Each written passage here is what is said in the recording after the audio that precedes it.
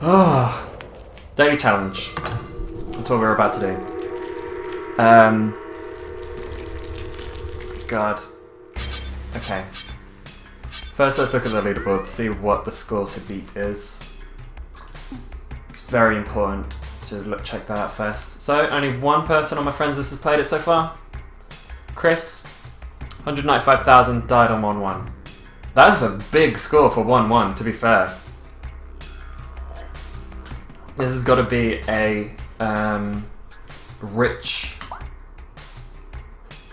seed. So let's give it a go. 16th of August 2013, daily challenge. Playing as a ninja, let's go. If you're just joining me, I've been talking about necromancy because I think necromancy is cool, and I think it's explored in boring ways when it's done in games. So I think of necromancy as you know, the literal raising of the dead and of like the use of the dead as a resource, I guess. I remember Michael Bro, indie game dev, who made Corrupt and Vertex Dispenser and Vesper 5, a whole bunch of awesome games. He once said that the reason that game developers like to use necromancy in their games is because it turns something unexpected into a resource, which I think is a nice way of putting it, because so that didn't hurt me because it was a spent arrow, and it just hit me and knocked me out, but I knew I was going to be safe. Whereas usually throwing stuff up ladders is a dangerous proposition because it will fall down and hit you and hurt you.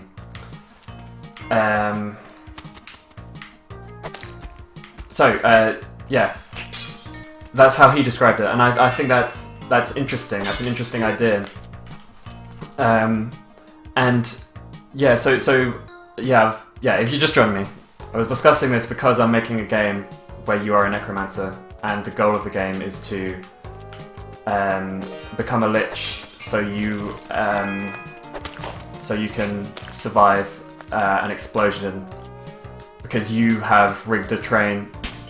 You have rigged a bridge with explosives, and you are on a train that's speeding towards those explosives, and you have a limited amount of time before the bridge explodes, and you die to become a lich and get a sweet undead army of all the passengers on the train.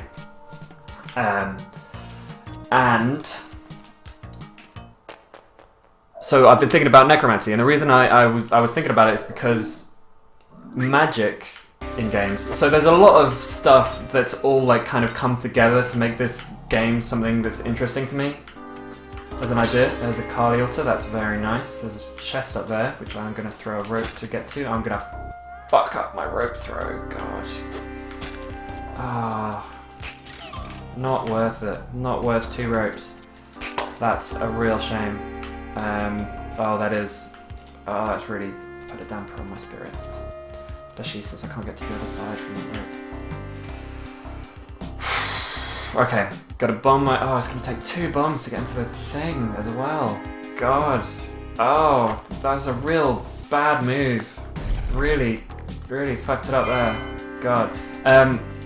So there was an article a while ago about magic in games, and about how the way magic is systematized is really boring. Because the idea of magic is cool, and the idea of the way the magic is interesting is because it's chaotic, and it's like messing with forces you're not supposed to mess with, and it's got consequences, and it's got problems. Like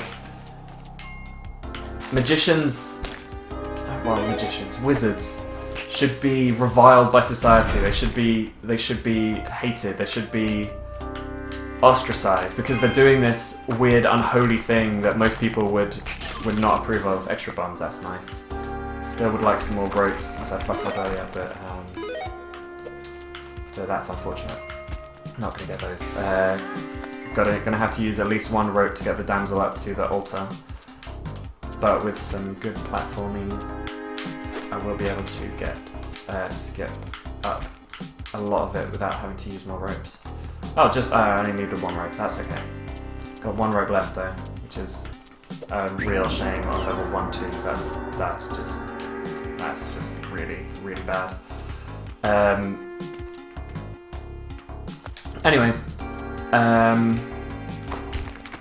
so yeah, magic should be more interesting. It should be something that you have to think about. It shouldn't just be a mana meter that just ticks down and is next to your health meter, because that's boring, and magic should be weird. Magic should take something away from you. So like there was a while ago, I went on this long screed of different ideas of how to make magic in games more interesting, including stuff like magic should be an illness that affects you. Magic should be... sorry, there's stuff going on.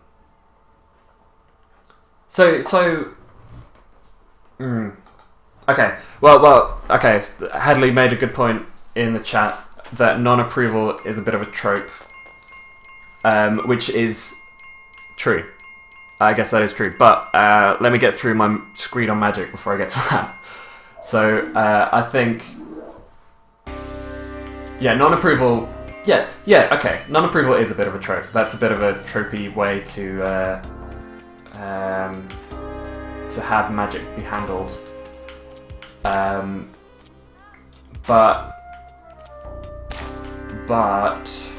sorry, I'm getting distracted by this video game that I'm playing.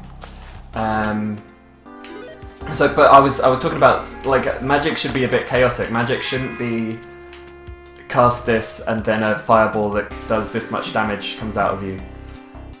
It should be messy. It should be more difficult to do. And I was throwing around ideas like, what if every time you cast a spell, it took away from your maximum health? You know? So being a wizard was literally costing you your life every time you used it, you know? What if magic was... I don't know, what if using magic gave you a debuff for the rest of the battle, and you had to deal with that because you chose to use magic, which admittedly gives you powerful combat stuff, but also you know, gives you this negative that you've got to deal with. And you know, I think doing magic in more interesting ways is an important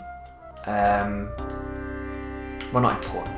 It's not important. Magic's just this made-up fictional bullshit. Like, none of this is important. But I think it's boring to just have magic be spend X mana and get Y result every time, right? So yeah. Okay, I'm gonna read what Hadley's saying in the chat, so you've got context if you're watching this afterwards. So he's been talking about a few things. So he said, but isn't non-approval a bit of a trope? Why would people revile people that can do cool shit outside of the old age religious witch persecution nonsense? Like, I sort of get sick of all the shows where people hide magical powers, people get magical powers, and they're all like, oh my god, we must hide it, people think we're freaks. At best, I think scientists would be interested, and the main risk is if your government wants to use you for research defense purposes or whatever, that kind of stuff. Which is a good point. Which is why I've been thinking specifically about a way to put magic into a modern context. So you can see in the wall here there's a web gun, but that's useless, so I'm not going to bother mining for it. I'm just going to have a look around the top floor to see if the key is up here, which it's not, but there are a bunch of gems and gold, which is nice. So I was thinking, this is how I landed at Teen Necromancer, which has been like a joke as like the game that I'm gonna make for so long, because I had this idea quite a while ago, to be fair. Like, all of these thoughts are quite old and perhaps could use a bit more thinking through. But so I think magic is interesting as a counterculture thing. So it's like it's not like openly reviled, but it's like people getting tattoos or something. It's like a choice that people make that maybe doesn't fit with the norm, but doesn't but it's just as something that their parents don't understand, you know? Like skateboarding or you know, heavy metal. It's just something they do because they enjoy it, but it's their parents don't approve. So the way I've got it in this game, the world that I've set up is is that there's light magic and dark magic. And light magic is... so also, to be fair, this game is just a lot of jokes. I'll get the keys there.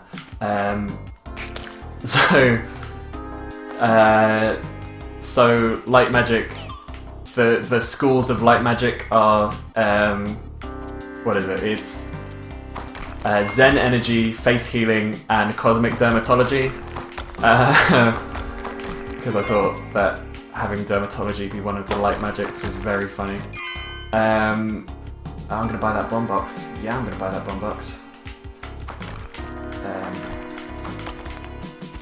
But anyway, so and light magic is approved of and used by the wider culture, you know, and it's used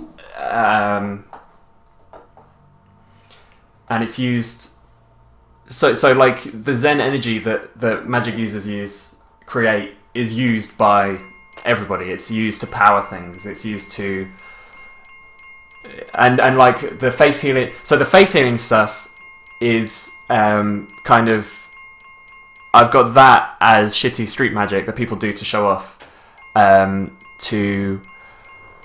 it's not as good as real doctoring, so it's kind of a scam to trick people out of their money. Oh god, see, I've set up this complicated world in this dark level, but at least the black market is nearby already, so that means I won't have to be in this level for too long. There we go. Oh, that's quite nice. Yeah, I'm not gonna fuck with this dark level at all. That is very nice, having the entrance be right there. I bet a lot of people that didn't get the eye died on that level, and I bet a lot of people who did get the eye died on that level because they were fucking about, because they didn't want to go straight to the black market. And I bet a lot of people did exactly what I just did and were just like, no, fuck this, I'm out. I'm gonna buy more ropes. Oh, I should have just bought the climbing gloves. Fuck. Whatever. I only needed one rope to do this black market shit. I'm gonna buy the pitcher's mitt, because that will make it easier to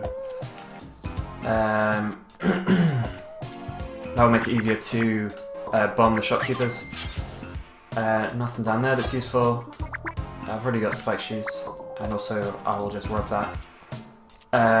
Let's have a look. What else is up here? No, I'll leave the bomb bag. I'll just get that once I rob them. Okay. So yeah, I've got light magic as these like socially acceptable. Oh, I don't have paste. God.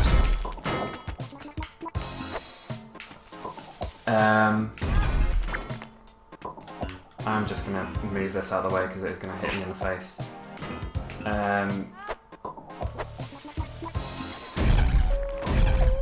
I did buy the pitcher's mitt, yeah. Okay.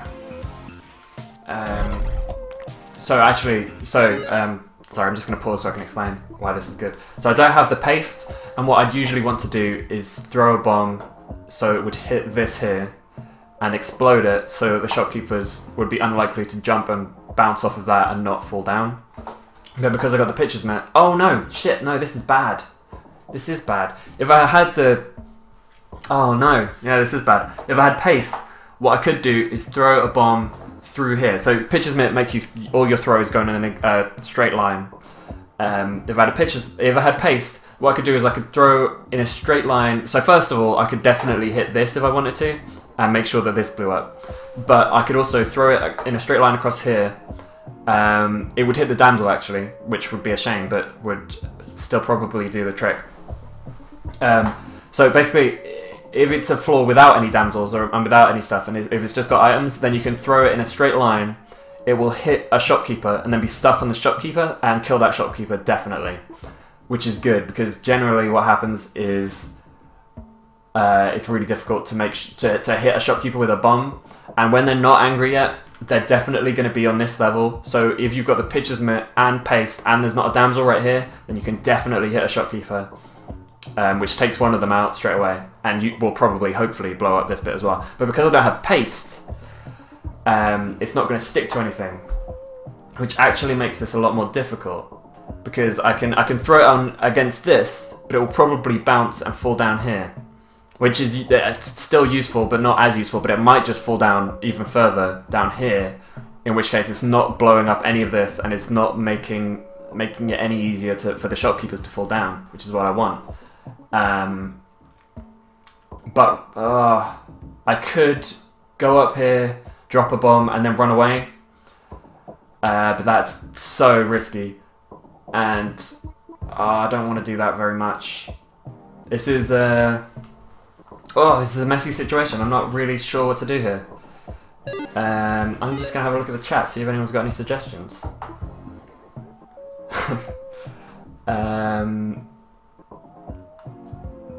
So, if you're just joining me, I've been having a discussion about magic and about necromancers, and I'm discussing the way magic works in the game that I'm making. Hadley, my friend, is chiming in the chat. So I'm having this complicated conversation about magic while also trying to deal with the shopkeepers. So Hadley says, I saw an anime once where magic was a finite resource that existed within the world and regenerated slowly, and the government started hoarding it, and there was a guild that had previously been a legit guild of magicians that do work for people that had become outlawed as the government didn't want anybody unofficial spending the world's magical juice. That is actually super cool. That's awesome. That's a really interesting way for magic to work. Because I think if you're not using magic as a resource, if magic isn't... I don't know. Let me deal with the shopkeeper before I get back into this conversation. So I think I might just throw it. I'll try and hit the sign and hope it bounces. Doesn't fall down. It did fall down, but both the shopkeepers fell down anyway. Oh, but oh god! Oh shit! Oh Christ! Yeah, that went wrong very fast. Fuck me.